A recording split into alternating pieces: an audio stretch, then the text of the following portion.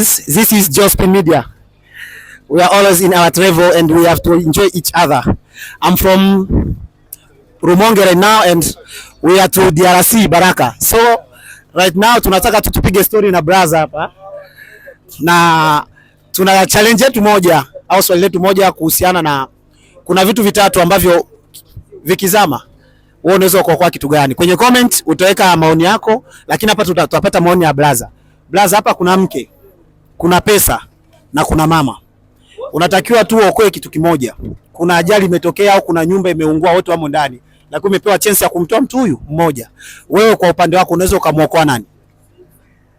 Inatokeana na matokeo. Kama mimi kwa upande wangu naweza kuokoa hela. Kwa sababu gani? Toa sababu zako kwa nini uokoe hela umwache mama na mke aangamie. Kwa sababu ya majukumu. Najikuta huyo mama si mzazi wangu na huyo bibi ni bibi yangu. Kwa mfano tumeshazaa watoto 9 na huyo bibi. Mama, mimi ni mtoto wa kwanza ndani ya tumbo ya mama. Naye ameniachia na watoto 6. Kiujumla tunakuwa wangapi?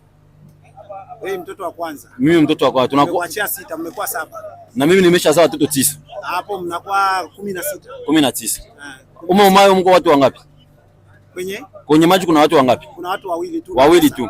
Sawa, wewe unaweza kuokoa watu wawili waache watu wa 9. Watu 15. Haya ni maoni yako brother, unatakiwa kutetea maoni yako. Kwa nini unataka kuziokoa hela? Uambie watu. Nataka kuokoa hela kwa sababu mama ameniachia waloko zangu 6 na mimi nimeshazaa watoto 9 na sina maisha.